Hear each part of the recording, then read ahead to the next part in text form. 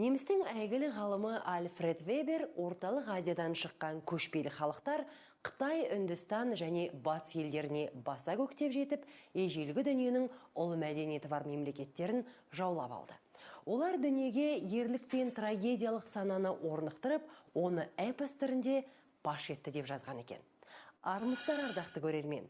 Бүгінгі 6 сыныпқа арналған қазақ әдебиеті бағдарламасында Қобыланды батыр жырымен таныс боламыз.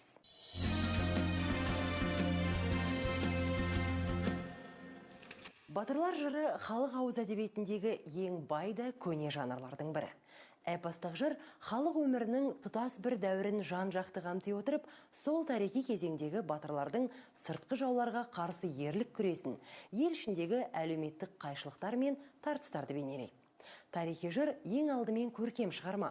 Ол өзінің жанрлық нысанасына қарай шындықты өзінше қорытып, оны өзінің көркемдік өзгешелігіне қарай өріп отырады. Эпостық жырлар адамзат қоғамының тарихи даму үрдістерімен бірге жасап келеді. Қазақ фольклордың ішінде батырлық жырлар үлкен бір саланы құрайды. Бұл сол халқымыздың мына рухани мұрасының ең бір шұрайлы, және өте көп мәнді тақырыпқа құрылатын эпикалық жырлар, немесе эпикалық аңыздаулар ғой.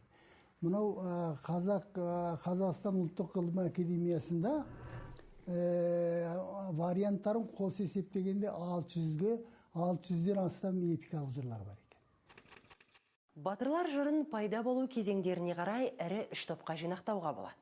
Бірінші ең көне заманғы эпос, ертелік эпос. Екінші тарихи кезеңдердің эпосы. Үшінші жаңа дәуір эпосы, тарихи жырлар. Біз бүгін тарихи кезеңнің эпосы Қобыланды батыр жырымен танысамыз.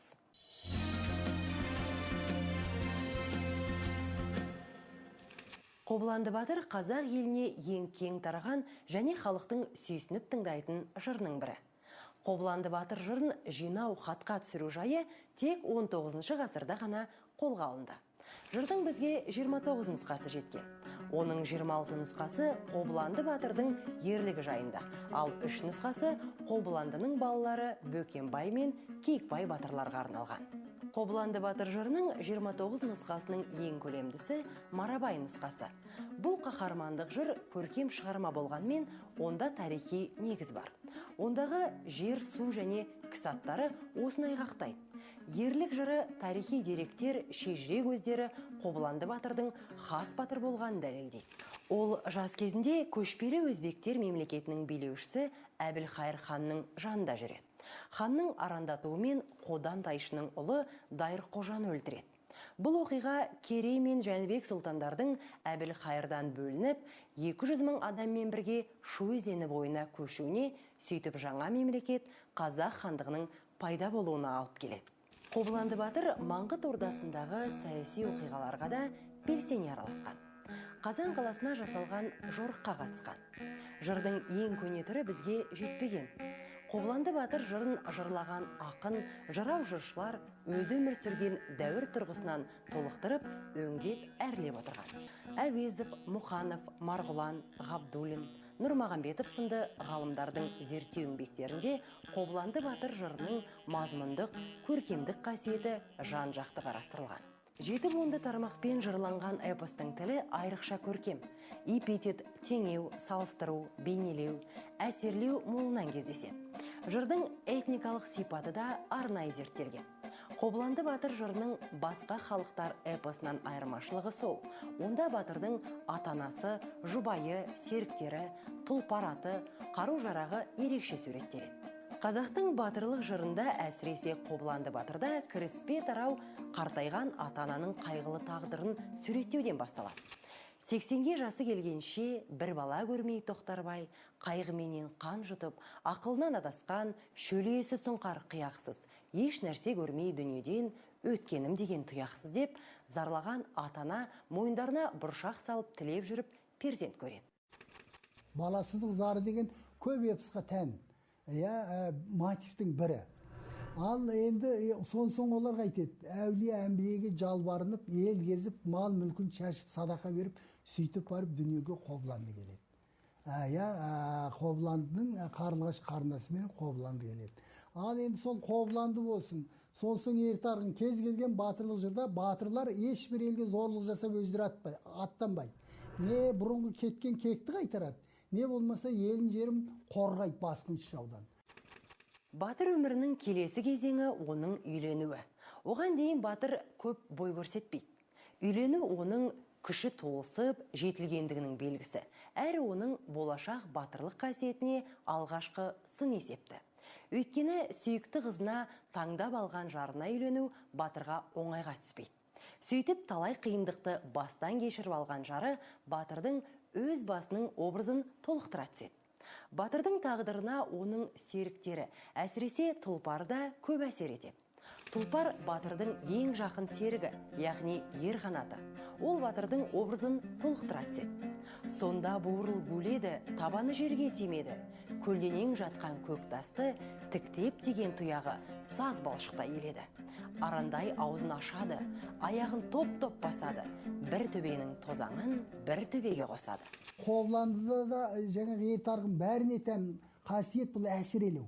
Басқалардан ерекшелеп көрсетеді. Жаңағындай ол қалың самсыған қалың қолмен жеке өздері араласып шайқасады. Соның бәрін жеңеді. Ат тізеден қан кешіп жүреді. Ол оңды да солды да қылыш сілтейді. Соның бәрінде жайпап жайратып салып жатады. Мұның бәрі де жаңағы халықтың бір жағынан бұнда аңсар арманы. Осындай батырлар болса екен, осындай елімізді жерімізді қорғасақ деген арманнан туған кейіпкерлер. Қобыланды батыр жырының көркемдігі мен түрінен қазақтың батырлық эпосына тән көп ерекшеліктер аңғарылады. Дастан 7-8 буынды жыр үлгісімен жазылған. Қобыланды батыр жырында көркем үйлесімдігі шегіне жеткен. Қобыландының үй ішімен қоштасуы, ата-анасының батырды жоқтауы суреттелетін тараулар қазақтың халық поэзиясының ең үздік үлгісі. Жалғызым деп тоқтар шал, жоқтау шеді баланы. Уа қозым деп зарлаған, жас қозыдай маңыраған. Саулы інгендей аңыраған, сыртта жүрген қобыланның құлағын жарып барады. Дастанда әрі алуан образ көп. Сараңда күншіл, болымсыз қараман бейнесі Қобыланды образына кереғар. Қобыланды мен құрдас бола тұра, қараман сол атқа лайық емес. Қобыландының қазан, алшағыр, көбікті сияқты дұшпандары да бір-бірінен өзгеше дербес образдар. Өшті болған әкеңнен өшімді алмай кетпеймін, кекті болған әкеңнен кегімді алмай кетпеймін. Қош қараман, аман бол, қайтасың бай елдерге, бізден сәлем дегейсің. Азулы деген көлдерге, асқар белдерге, Қараспан тауды жайлаған қалың қыпшақ елдерге.